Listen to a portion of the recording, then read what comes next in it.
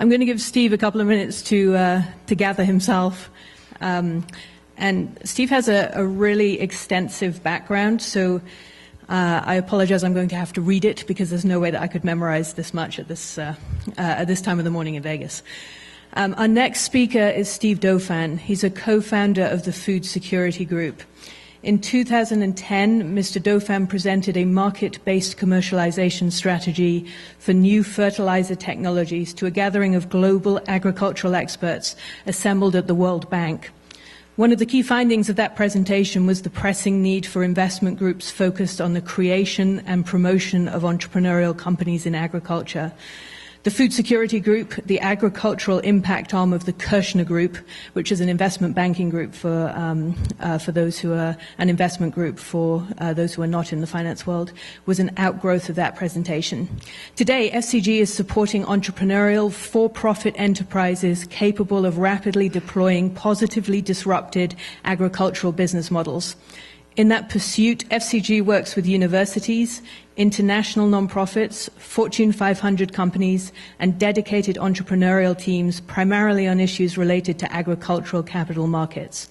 In addition to his work with FCG, Mr. Dauphin is actively investing capital in growth stage opportunities related to energy, water, and agriculture. And in Steve's world, that means companies with revenues of $2 million or more. Current ag-related portfolio companies include Enviva Biomass, Recast Energy, and Radiant Technologies. Prior to all of this, Mr. Dauphin worked with Citibank, the Anglican Church of Newfoundland, and as a special agent for the U.S. Drug Enforcement Administration, where his team targeted large-scale methamphetamine traffickers. So with that, I'd like to welcome Steve. Thank you. Thanks. I don't know if you want to take or Robin.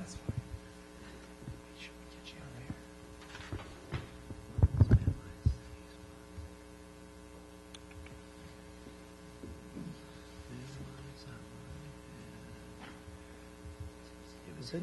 All right. Fantastic. Thank you very much. Okay, great. Thank you very much. It's always tough to be the AV guy. That's the job you'd ever want. Yes, thank you for the introduction. And oftentimes when someone mentions special agent or DEA, it conjures up certain images that are somewhat often inflated. I will tell you, though, that my partner that I worked with was, in fact, one of those unique characters. He made the largest undercover cocaine bust in U.S. history. And he was an honest-to-goodness, walking, talking Jack Bauer. This guy was a fantastic agent. I, however, was much more like Fletch, if you happen to see Chevy Chase in that role. I was the phone guy or the water repairman, which was certainly great fun. And we did arrest a lot of bad guys. I'm not sure we did a lot of good. And there's a whole other topic on drug policy that we could talk about on another day. But very much appreciate the opportunity to be here today.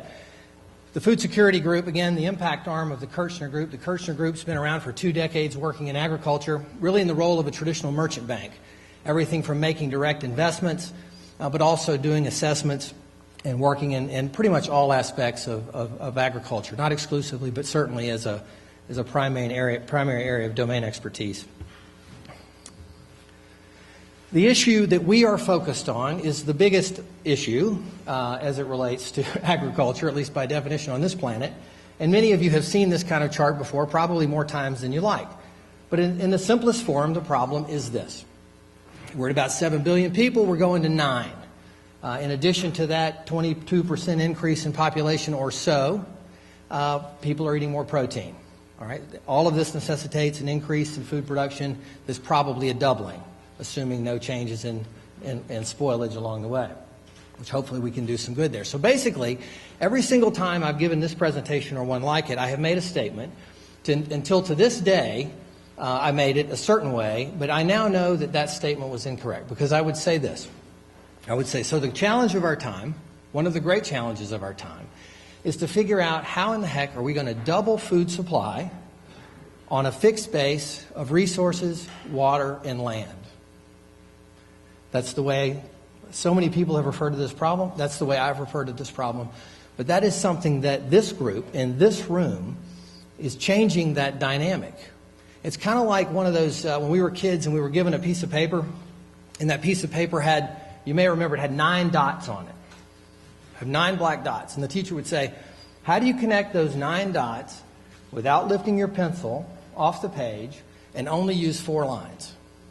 And most of us, certainly I did, would grind away and couldn't solve the problem. I needed 5 lines to do it. And then suddenly somebody, the light bulb would go off and they say, look, I'm not constrained by the boundaries of the 9 dots anymore, and would draw longer lines and get it done.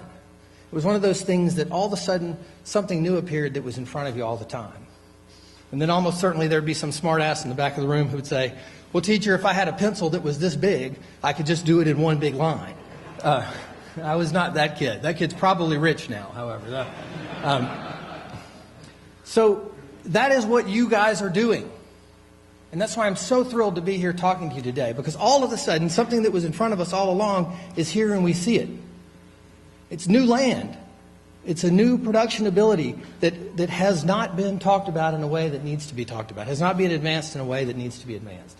So I'm thrilled to be here today speaking with you. And we'll talk a little bit more about how do we get technologies in the right hands and how do we use for-profit businesses to proliferate those technologies. So in May 2010, I was very fortunate to be asked by Amit Roy, who is the director of the International Fertilizer Development Center. Amit is a true hero. When his plane lands in Bangladesh, the Prime Minister meets his plane. When he goes to get milk in the United States, nobody knows who in the heck this guy is. Hopefully he'll win the food prize because he certainly deserved it pretty soon. But he asked me to do a presentation to a group of folks very important to his organization at the World Bank in 2010, and it was specifically how in the heck do we get these badly needed new technologies out into the market. And he was incredibly frustrated that there were great technologies on the bench that weren't turning into solutions in the real world. And so I did my best. I made the presentation. I talked about things like venture capital and entrepreneurs and profitable businesses, and I thought I'd done a good job. When I concluded the talk, thank you, all of a sudden, I won't call it an argument, but it was just short of an argument erupted. And there were agricultural ministers from around the world on one side of the room, and there were folks from the leading nonprofits that you would know that have been involved in global food security for 30 years on the other side of the room. And then finally, one of the ag ministers, the international ag minister, said, I don't get it. Aren't we just trying to help people? Why all this talk about profitability? And thankfully, for me, one of those organizations that you would know that's been a leader of this said, no, that's exactly what we need to do. The way to proliferate groundbreaking technologies is in the hands of for-profit businesses. If it's not profitable, it's not sustainable. And with that, we set about studying the fact that this issue of how do we use technology, money, and entrepreneurs or businesses to proliferate technologies, we studied it, looked for models, examples in the past, and came across this quote, which those of you who are great students of agricultural history will know this name, but I certainly did not. But read this quote: all civilized nations stand in deadly peril of not having enough to eat as mouths multiply, food resources dwindle, and land supplies are fixed. William Crookes. Okay, that sounds, I mean, you could read that today and that would be relevant. That would be the kinds of things that people are saying. But that's 1898. 1898. So William Crookes, who was the inventor of the vacuum tube, which led to all sorts of electronic advances over time, had gathered the greatest people in Great Britain together and said, we face the greatest challenge of our time. People are going to start to starve unless we do something about this, about nitrogen. The problem was nitrogen, or better yet, fixed nitrogen. Because at that point in 1898, at least certainly in North America and in Europe, the systems had come completely dependent on fixed nitrogen being mined and shipped primarily from South America. First from islands off of the coast of Chile and Peru that were covered with mountains and mountains of guano deposited over hundreds of thousands of years. And when that was gone, they moved inland to the Atacama Desert, where because it never, ever, ever rains, there are these unusual resources of fixed nitrogen nitrates loaded on ships and sent to Europe and North America, and those supplies were running out. And the system had become artificially dependent upon fixed nitrogen in a way that it could not support itself locally. Now, there were exceptions of that, certainly in southern China and other places where far more balanced systems were being used at the time. But in that part of the world, the system was completely dependent upon fixed nitrogen imports. And he issued that challenge. Interestingly enough, the book that he wrote, the pamphlet out of that talk, was called The Wheat Problem, and it was a bestseller. It really was the issue of the day. And he thought the solution would come from the chemists, and he was right. More specifically, this guy, Fritz Haber. Fritz Haber, a German Jew working in Berlin and in a smaller town outside of there, developed this, which we know today, and we've been dependent on for over 100 years. This process of taking the nitrogen in the air, using energy, and fixing it in a way that can be used as fertilizer. But that wasn't a business. That wasn't proliferated. It wasn't proliferated until he began working with this guy, Karl Bosch, and supported by this company, BASF. They spent, at the day, on modern dollars, billions and billions of dollars, advancing this technology that was truly revolutionary and produced oceans of money for that company for years to come. And they did, in fact, negative consequences and all, they did, in fact, save the day as it related to the fixed nitrogen problem in North America and Europe. But with that said, there's certainly a legacy of that. We now have a system where it takes there's essentially 4 barrels of energy equivalent in every ton of urea that's used, and about 2/3 of that ends up in the atmosphere, rivers, lakes, and oceans, flooding our environment with fixed nitrogen in an experiment that we have no idea where it's going to end. So not a great solution. But as it related to fixing the crisis of the day, they did in fact fix the crisis of the day. Let me go back one slide for a second. I would recommend a fantastic book to you on this topic if it's remotely interesting to you at all. It's called The Alchemy of Air. An extraordinarily good book. The Alchemy of Air. My apologies. I'll try to be a little closer. Fantastic book. Fritz Haber is one of the few people who died as both a war criminal and a Nobel Prize winner. Karl Bosch is one of the few people that ever argued toe-to-toe with Hitler and lived to tell about it. Fantastic stories in that book, and again, for those of us who can be characterized as nerdy, it's a fantastic read. All right.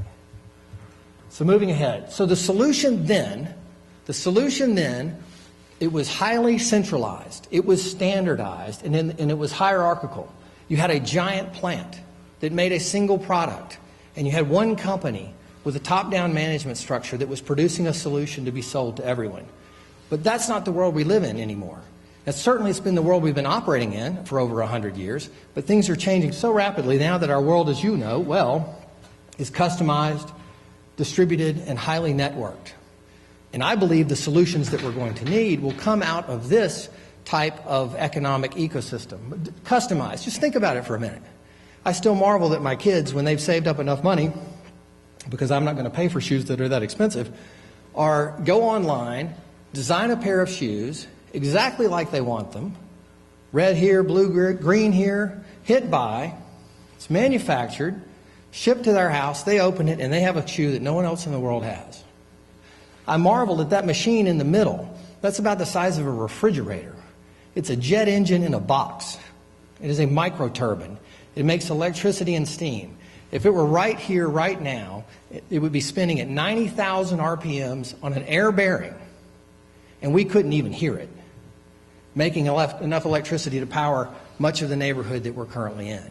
You don't have to have the giant centralized facility anymore to solve a lot of these problems. And of course, the 3D printer is the most extreme example of that ever, that solutions can be manufactured, highly customized, when and where they're needed without having to have a billion-dollar plant. And then the other, which is so important and particularly relevant to the talk that we just heard from Malcolm, was this idea of how networked we are. And one of my favorite examples of that are the encyclopedia wars. All right, the encyclopedia wars in the late 1990s, Microsoft and Encarta were wiping out Encyclopedia Britannica and the print folks. Well, about 2000 time frame, 2 individuals, one from Alaska, one from Alabama, were starting a concept, just a couple of folks in a loosely affiliated organization that said, hey, we're going to do our own encyclopedia. And they were going toe-to-toe with one of the most powerful, profitable companies in the world, Microsoft, who had put millions upon millions behind it, hired the best people in the world, and Microsoft was dead set on making the best encyclopedia that the world had ever seen. There's no way any one of us in this room in that day would have said, I'm going to bet on the 2 guys. I'm going to bet on the guy from Alabama and Alaska. I'm not going to bet on Microsoft. But that's not the way it went. In 2009, Microsoft shut down Encarta for a big write-off, and certainly Wikipedia we know today has transformed information as we know it. So the solutions that we're going to see and the solutions that we need are going to be customized, distributed, and networked. So think for a second for me. I just want to think about a bag of fertilizer for a second. What this could be. And again, right now, in most parts of the world, some big plant, natural gas fired, is producing fertilizer, fixed nitrogen fertilizer that's being put on a ship, maybe on a rail, put in a bag, maybe gets out to a smallholder farmer who's only now learning perhaps they even need this kind of fertilizer on their crop. But let's look ahead and think about how quickly that could change. Now, most parts of the world, and let's say Bolivia or Nicaragua, where I've spent some time on this, where cell phones are fairly ubiquitous, that farmer could go to their plot of land and answer a couple of questions on their phone. What crop are you growing? How much of it? All right? And at that moment, that information ties into a network, much of which Malcolm just described beautifully in kind of a perfect sense. Okay, how do you tie that into global soil map information, which has a decent read on what are the soil characteristics of where that farmer is standing? All right, what if, rather than going to a $2 billion plant, that information then went to a regional facility, much smaller, much less expensive, that could use as much naturally occurring local material as possible to create a fertilizer product well suited for that particular piece of land, and only add on a synthetic basis the bare minimum that's needed to get that soil in the right condition for that crop to grow. And then that bag shows up, and it's marked in a way that's culturally correct, because some places, some colors don't work. Some places you don't market things the right size. But it shows up marketed right, culturally correct, with instructions in the right language, and maybe even a phone number that you could call so that if you can't read, you could hear on the phone the application's instructions so you could use best practices when you apply that fertilizer. All right. That's where we've got to go. Now, if you think about it, there are 50 companies that need to be built to get from where we are today to get to a solution like that. And to do that, we have to have technology, we have to have entrepreneurs, which we have in this room, technologists, which we have in this room, and we need to have capital, the right kind of capital. And that's where our group has been focused, or what are the capital market dynamics around this issue? There are folks that have been working on this far longer than us. Rockefeller Foundation, Gary Tennyson, Gates Foundation, others that are all over this issue. But our particular niche is it relates to the capital markets and what has to happen differently there. And if you take a look at where I think we are today, and you heard some of this from the panel yesterday with Joe and Rob, which is an excellent panel, to have a robust technology innovation ecosystem, you generally have to have capital throughout the full capital continuum in a particular industry. And we started doing our work in 2010 for the International Fertilizer Development Center for Amit Roy. When we looked at the capital continuum for fertilizer technology specifically, it was the worst I had ever seen. There was very little money on the basic research and R&D side. There was a huge amount of money on the far right in the hands of a modestly sized group of companies that dominated the global fertilizer market, and almost none in between. And if you look at the broader ag market, some of those characteristics came through as well, but not as dire as they were around the needed advances in fertilizer. But my best estimate of where we are today, and again, we need the whole spectrum. You need basic research, R&D, you need validation, early stage money, you need mid-stage money, growth capital. You need it all to really make it work and to proliferate technologies. I think it looks something like this. I think this is where we are in the ag space. I think there's been a bit of an uptick in R&D. Certainly the government's issues over the last several years haven't helped there, but there is a real bias toward trying to improve R&D funding. Some interesting issues on validation and seed stage funding. Certainly AgFunder, one of the companies that we saw yesterday, is right in the middle of this, trying to find new ways to get that early capital that's needed. And in the mid-stage, Joe certainly with his classic venture fund, but very little in the mid. So what we've got is this commercialization gap, which we're trying to figure out how to fix. So we're standing up right now, later this year, two funds. One is a venture fund, very much like Joe's that you heard yesterday. It's a second fund, Forge 2, which will be looking at the kinds of technologies that Joe described that need that 10x kind of potential. The other is a new entity that did not come up yesterday in the talk, and the first one of its kind was launched about 45 days ago. And this could be a very, very powerful dynamic, certainly in North America. It's called an RBIC, a Rural Business Investment Company. Now, before we get excited and start picking up the phone to try to call RBICs in the world, there's one, okay? The original RBIC legislation was Clinton era, and it was an attempt to do something similar to SBIC, but do it in the rural marketplace. It really didn't take off. Only one RBIC was ever formed out of Tennessee. But about 45 days ago, a new RBIC was formed, the second of its kind. The rules have changed a little bit. Formed in St. Louis, $150 million fund, and funded primarily by some of the agricultural financial institutions that you would know, which gives them ability to get some equity exposure. And that capital, that kind of capital, answers one of the questions that was asked yesterday, which is, hey, what if my business isn't a 10x business? It's a great business. It'll grow rapidly. I can grow 30% a year. And if you can grow 30% a year and hold or expand your margins, you've got a great business. That's a great business. It may not be a business that works for Joe because he needs 10x. But it's still a great business. So what are the kinds of capital? We desperately need more capital that's purposed at those kinds of companies. Those kinds of companies. And that's what the RBIC and other funds like it may do. And certainly an area of great importance to us. And let me just pause here for 1 second.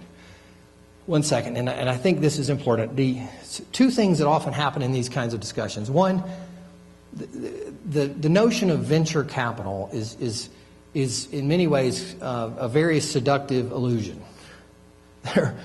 There's just a handful of deals that fit true venture capital. Most other good companies need some other kind of funding. And so you can't get depressed if your concept doesn't fit well with what a venture capitalist needs. And I think Joe was very good talking about that yesterday. But so the issue is, that's a good process, but please don't let that discourage you from what you're doing. The other is this, and that is a terrible thing that I think we do in the innovation world, and it's particularly acute in the United States, is this, the cult of the entrepreneur, all right? This idea that some individual is going to be this game-changing person that is going to bring this new company all the way through. I wish the truth of the matter is the word entrepreneur should always be attached to the word team. Entrepreneurial team. Schools, when universities do entrepreneurial studies, it ought to be entrepreneurial team studies. There's no such thing as the entrepreneur who makes those things happen.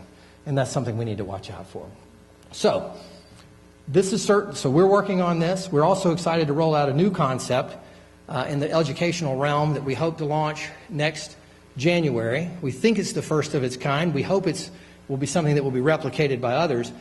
We're establishing a small size venture capital fund that will be run by students, 5 students. We're trying to select 5 students. It's going to be hosted at the University of Guelph in Ontario, which is a leading ag and entrepreneurial university. We're going to have 5 students, and here's the novel idea. We're going to give them real money, tell them to invest in real deals. We're going to give them real access to our network, and we're going to give them real fund economics. Now, this fund is modest in size. I don't mean to create the illusion that these kids are going to become millionaires, but it's real money, all right, and real discretion. And the idea is this.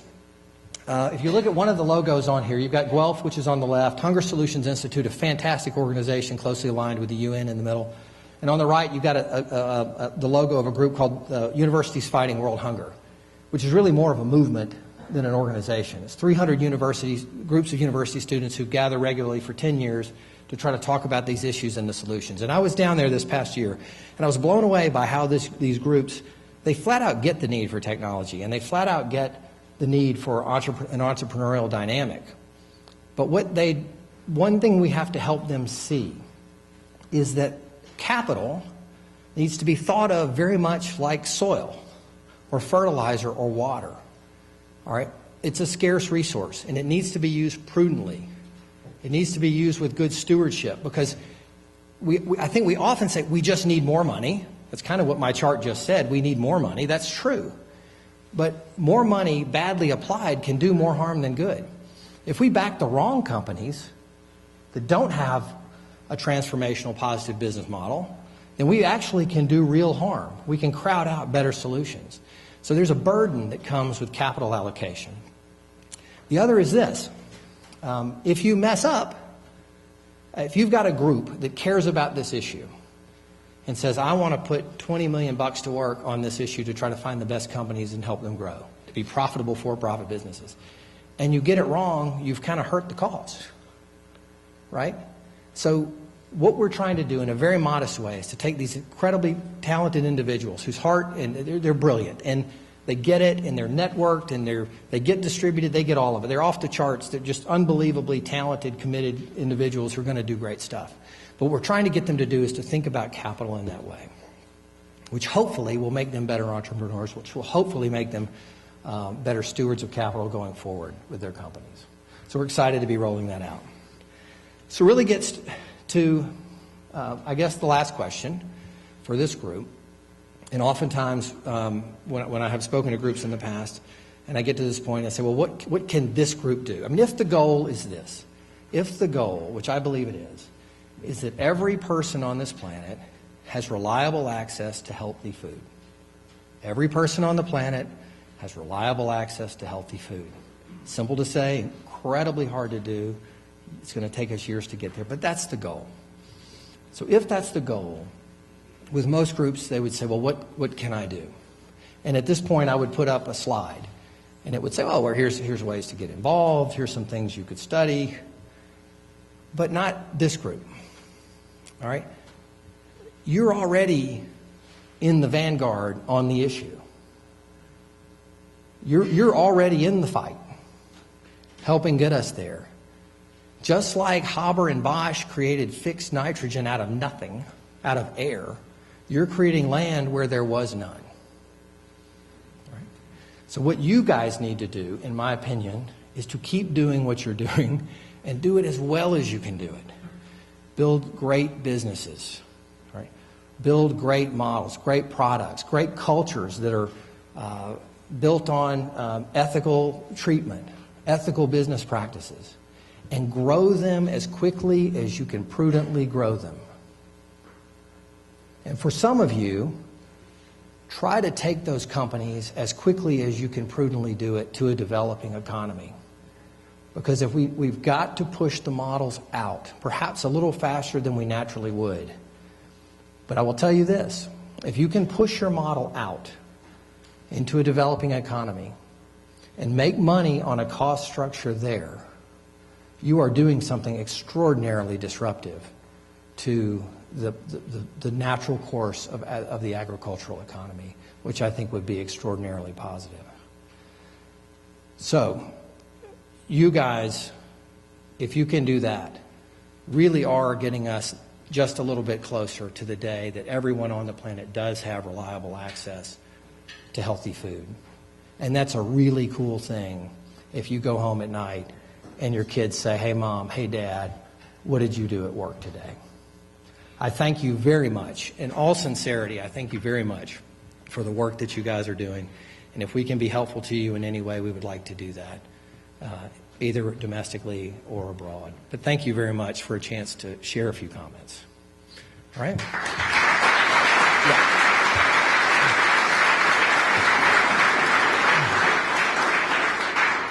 So I guess we've got a few minutes for a couple of questions. Please don't make them about nematodes. I will fail the test.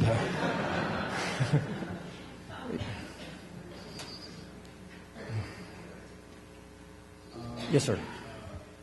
Well, I heard in the news the other day that the World Bank is looking at privatization of water. What is your take on this issue? I'm not fully versed in that particular issue, but I will tell you this. And I do come with a bit of a bias toward the private markets, I'll confess. And the private markets do get it wrong oftentimes, I'll acknowledge. But there's a gentleman who runs the Borlaug Institute at Texas A&M, Dr. Ed Price. And he traveled with Norman Borlaug back in those days, and he's an extraordinarily committed individual who's trying to do all of the kinds of smart things that we've talked about here today. And I asked him the question, I said, Dr. Price, if you could change anything, we were specifically speaking in the context of Africa, if you could change any one thing today, what would you change? What would you fix to help on this issue of global food security? And his answer was property rights, which I found fascinating. It wasn't some science. It was property rights. Getting someone to be willing to do the incredibly hard work of farming in a circumstance where they don't have a need to invest in that soil for the long run. And so I don't know the answer to privatization of water, but I would say that there's certainly some risks associated with that. It is the commons problem from all of our economics textbooks, from Economics 101, and I'm hopeful that there's something good in there, but I would be nervous about it as well. All right. Yes. So for those of us who are working in this area and have opportunities to start to go into some developing countries, I think just looking at what you're putting on the table here, how does really need to focus on the markets that we've already built. Absolutely. And deepening them. And there's a lot of cultural change that happens when you're going somewhere. Absolutely. Working in entirely different infrastructure, different languages for all the marketing that you were talking about and so forth.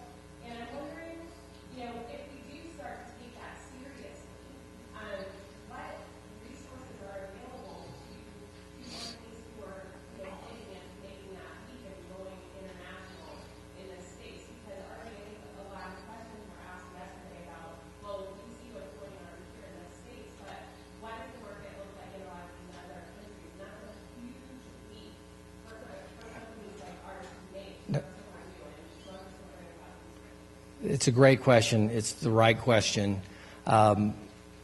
There aren't enough good resources. This is something we need to focus on. But just to be clear on one point, I think about when you're on the airplane and you're traveling with your kids, if you have kids, and they say, in the event of an emergency, oxygen mask will fall from the ceiling, and put on your own oxygen mask first. All right, that's exactly the case here, and please let me be crystal clear on that. Job one, to be helpful in the big cause, is to grow a great company that's highly profitable and strong to put you in a position that you can begin to move, to think about moving into new or riskier markets. So to be clear on that, I mean, job one is to get the base healthy and strong and right.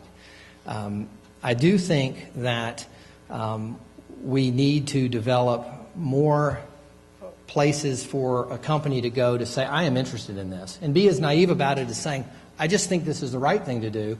This is something I want to do. I need some help. Now, we have had conversations and are working with some of the nonprofits that you would know, names that you would know, and have had specific conversations about in the past with a company that wanted to try to do something, and we described what this company did, and we talked to them, and they have people in 75 countries, and we said, given this company and what it does, where do you think they should go, and where could you help them partner?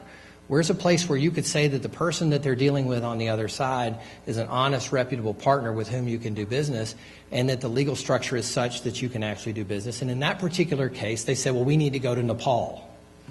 I would have never thought of that. But we do need to, and I would suggest, reach out to me directly at foodsecuritygroup.com. I can't promise you that I have the answer to your question specifically of where to go next and with whom to partner, or even to start to try to have that conversation. But I will pledge to you that I'll do everything that I can to help you get to that party or try to get that information. It is maybe Ag Funder that we talked about yesterday, which is going to become a portal for these kinds of things, can become the kind of place where someone could go for that information. USAID also has some resources as well. And would you have those available? Do you have a link we could point them to? Okay. Yes, sir.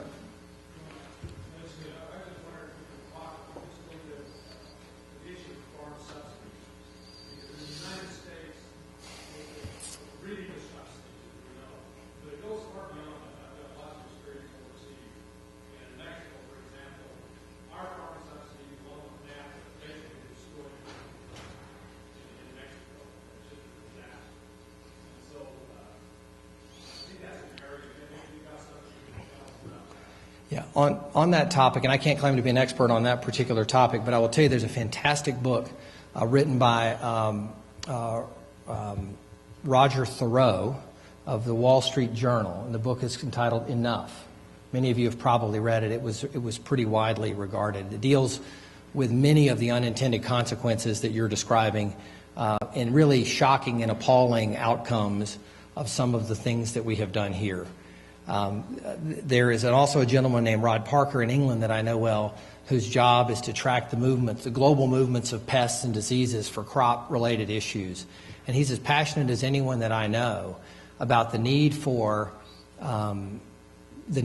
many of those subsidies to go away, and the need for this part of the world to over time become more focused on higher value crops, and the places where it's warmer and wetter to be focused more on commodity-oriented crops.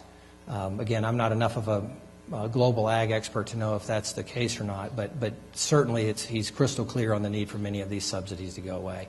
My background is more on the touch point between energy and agriculture, and certainly the most glaring example of kind of a misplaced effort is in what we've done with ethanol.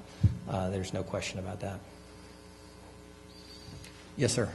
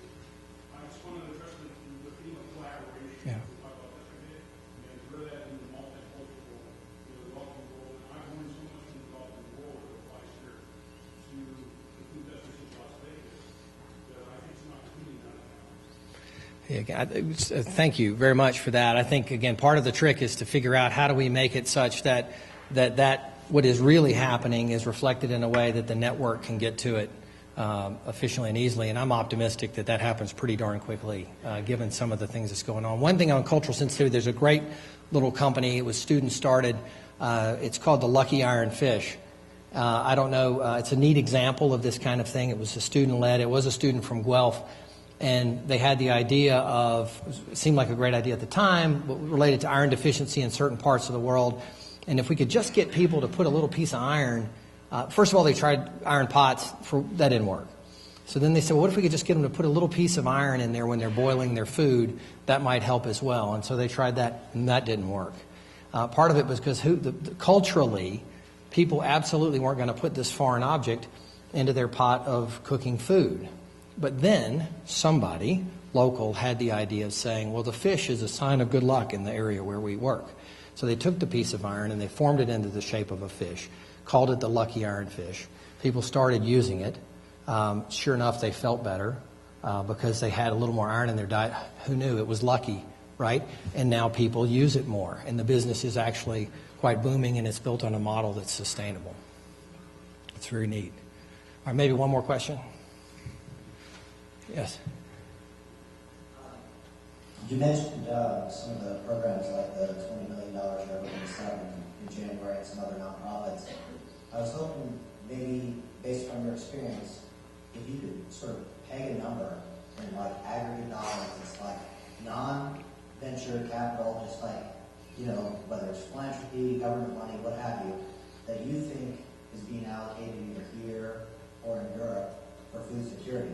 Because as far as I can see, there's zero. I mean, I've been around the world, and every country I've been, every rich country in the Middle East and Asia, all is allocating huge sums of money to food security. Saudi Arabia alone says they're going to spend $250 billion in the next 5 years on power, water, and food.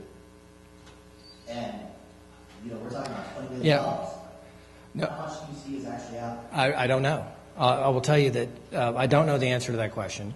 Anecdotally, and I think we heard yesterday that I think from Joe, he said that when he started this process, there were 2 venture funds that he knew of focused on agriculture, and I think he referenced yesterday that there were now 10. Now, do there need to be 50 or 100? Maybe. But certainly 2 to 10 is a good improvement.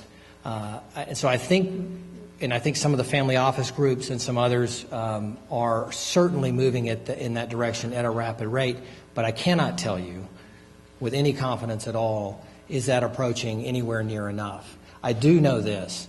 The gap for the kind of company that I described before that is in, and this is perhaps true in urban, although I haven't studied it in urban as much in rural, but the capital that is needed to grow good businesses in agriculture that are not venture deals is incredibly scarce. And I do think of some of the more kind of acute issues that aren't sexy venture-backed deals, that is a real problem. So I wish I knew that answer, but I don't. I'm sorry. So again, thank you very much. Again, good work what you're doing.